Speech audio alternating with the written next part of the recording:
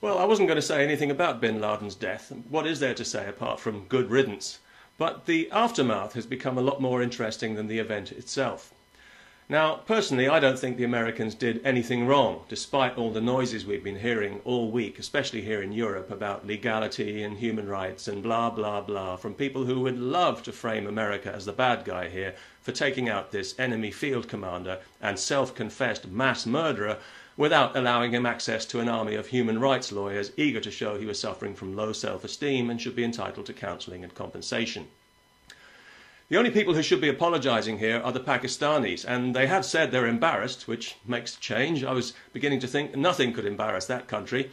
They've had some questions to answer, which they have answered in the usual way with excuses and lies and blaming everybody but themselves. I'm surprised they haven't demanded compensation. Oh, but wait, they already get $3 billion a year from the American taxpayer and another hefty chunk from the British taxpayer. The country is effectively living on welfare, but they can afford nuclear weapons, and despite being quite happy to take all this money, they've still shown that they simply can't be trusted. And that's why the Americans cut them out of the loop. It's a decision that would not have been taken lightly, but they knew damn well the Pakistanis would tip off bin Laden. And these are the people we're trusting to keep nuclear weapons out of the hands of terrorists. That's why the money's really being paid. It's protection, pure and simple. Pay up and nothing happens to the nukes. That way everybody's happy and a few Pakistanis get very, very rich. Or would that be a cynical assumption? Even now, certain questions remain unanswered. Questions like, can the Pakistani intelligence service actually find their own arse in the dark with both hands, or can't they? Given what's happened, I think they should have to physically prove it before that country gets any more money. Meanwhile, President Obama deserves some credit for giving the go-ahead to take out the trash, as it were, but in truth he needed this. He's a politician, he needs to be popular, and he needs to show he's got a little Reagan in him as well, even if it is just for show, otherwise he knows he hasn't got a hope in hell of being re-elected. He was careful to make the point that America is not at war with Islam, although he neglected to add that Islam is at war with America, both from outside and inside the country. And talking of which, I'd like to know what kind of cultural awareness and sensitivity training the Navy SEALs received before being sent in. I hope they showed some respect and remembered to remove their shoes before entering. I also hope they didn't accidentally damage a copy of the Quran or, heaven forbid, interrupt anyone who was praying.